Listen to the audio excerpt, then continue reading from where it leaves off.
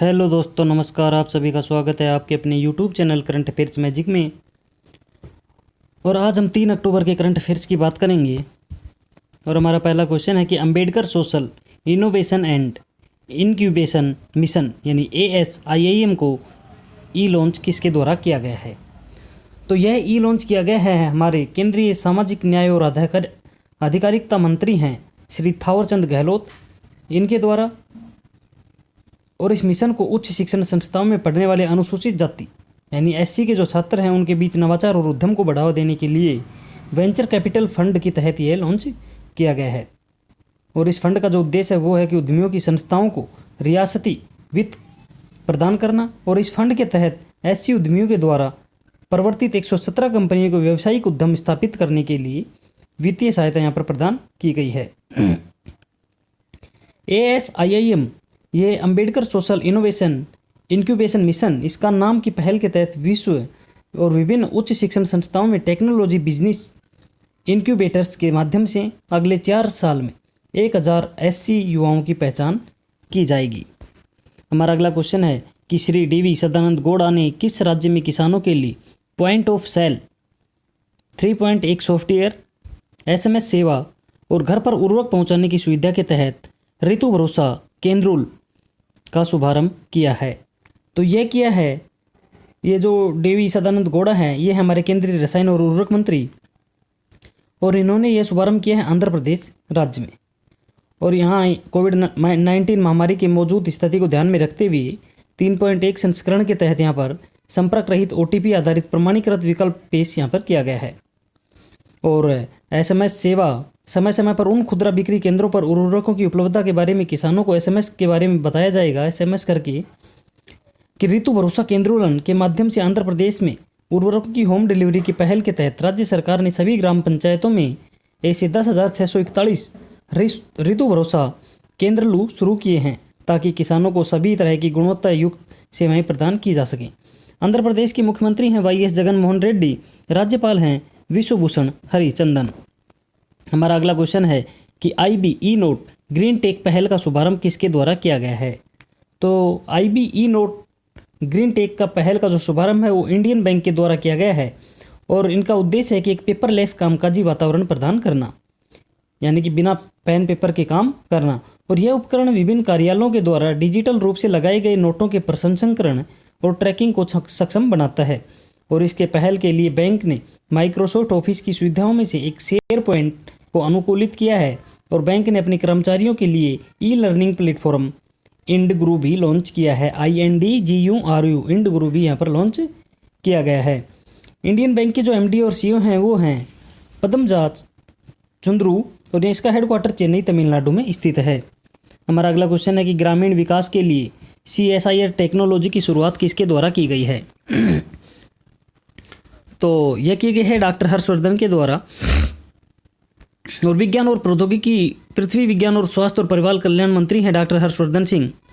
और इन्होंने वैज्ञानिक और औद्योगिक अनुसंधान परिषद यानी CSIR, उन्नत भारत अभियान UBA, भारतीय प्रौद्योगिकी संस्थान दिल्ली IITD और विज्ञान भारती यानी विभा की संयुक्त पहल के तहत इन्होंने किन किन की CSIR, UBA, IIT दिल्ली और विभा की संयुक्त पहल के तहत इन्होंने ग्रामीण विकास के लिए CSIR टेक्नोलॉजी लॉन्च की है। और मंत्री जी ने इस अवसर पर CISR national institute of science technology and development studies e competition और ई-कॉफ़ी टेबल बुक का विमोचन भी यहाँ पर किया है। हमारा अगला क्वेश्चन है कि Bengal Peerless housing development company limited ने अपना ब्रांड एम्बेसडर किसे बनाया है। तो जो Bengal Peerless housing development company है ये कोलकाता में स्थित है। और इसने एक पूर्व राष्ट्रीय क्रिकेटर टीम के कप्तान थे भारतीय क्रिकेट कंट्रोल यानी BCCI के जो वर्तमान अध्यक्ष हैं सौरव गांगुली, इनको अपना ब्रांड एम्बेसडर बनाया है। और वह Bengal Peerless regiment project Avidita second के अभियान का नेतृत्व यहाँ पर करेंगे।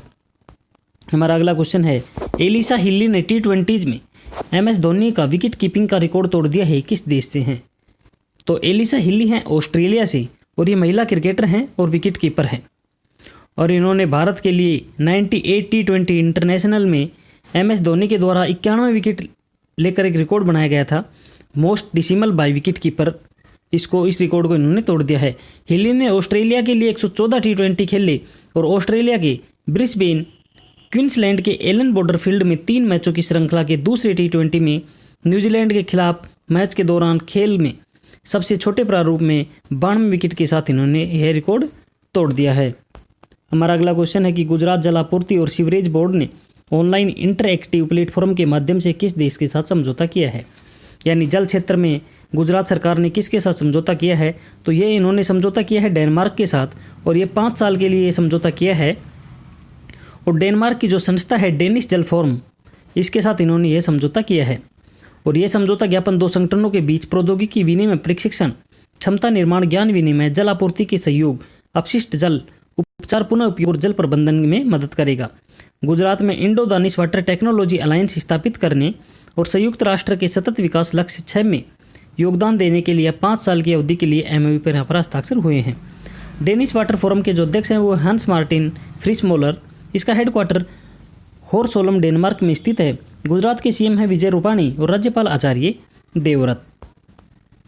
हमारा अगला क्वेश्चन है कि किस बैंक ने बीएसई के साथ छोटी कंपनियों को सशक्त बनाने के लिए साझेदारी की है। बीएसई मतलब बॉम्बे स्टॉक एक्सचेंज। तो यह साझेदारी की है यस बैंक ने, और यस बैंक ने जागरूकता और ज्ञान साझाकरण कार्यक्रमों के माध्यम से एसएमई सेगमेंट को सशक्त बनाने के लिए बॉम्बे स्टॉक एक्सचेंज के साथ यहाँ पर समझौता किया है। और यस बैंक के जो सीईओ हैं प्रशांत कुमार हैं और इसका हेडक्वार्टर मुंबई महाराष्ट्र में स्थित है। हमारा अगला क्वेश्चन है कि एमनेस्टी इंटरनेशनल ने भारत में अपना काम रोक दिया है, तो एमनेस्टी का मुख्यालय कहाँ है।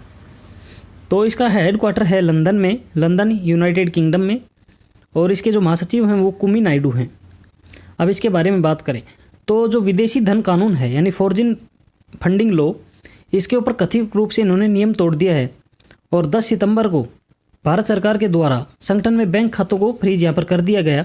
उसके बाद एमनेस्टी इंटरनेशनल इंडिया ने देश में अपने कार्यों को रोक दिया है, क्योंकि इसके अंदर होता है कि जो विदेश से फंड है वो यहाँ पर ये नहीं ले सकते, लेकिन ये विदेशी फंड को ले रहे थे, यानी भारत के जो नियम हैं उनको ये उल्लंघन कर रहे थे। इसकी वजह से इनके जो खाते हैं वो फ्रीज कर दिए गए और उनके बाद इन्होंने अपना यहाँ पर कार्य रोक दिया गया है। संगठन ने 100 से अधिक कर्मचारियों को नौकरी से निकाल दिया और भारत में अपने मानवाधिकार अभियानों को, अनुसंधान कार्यों को यहाँ पर बंद कर दिया है। भारत सरकार के अनुसार एमनेस्टी इंटरनेशनल को विदेशी धन प्राप्त होता रहा है, जिसे सरकार ने विदेशी अंशदान यानी विनिमय अधिनियम 2010 के तहत यहाँ पर प्रतिबंधित किया है। हमारा अगला क्वेश्चन है कि अंतर्राष्ट्रीय अहिंसा दिवस कब मनाया जाता है। तो अंतर्राष्ट्रीय अहिंसा दिवस ये मनाया जाता है 2 अक्टूबर को। ये महात्मा गांधी की जयंती के अवसर पर मनाया जाता है। और अंतर्राष्ट्रीय दिवस यहाँ पर शिक्षा और जन जागरूकता के माध्यम से अहिंसा के संदेश को प्रसारित करने का अवसर है, और इस दिन को भारत गांधी जयंती के रूप में भी मनाता है। यह 15 जून 2007 को संयुक्त राष्ट्र महासभा ने 2 अक्टूबर को अंतर्राष्ट्रीय अहिंसा दिवस रूप में स्थापित करने के लिए स्वीकृत किया था।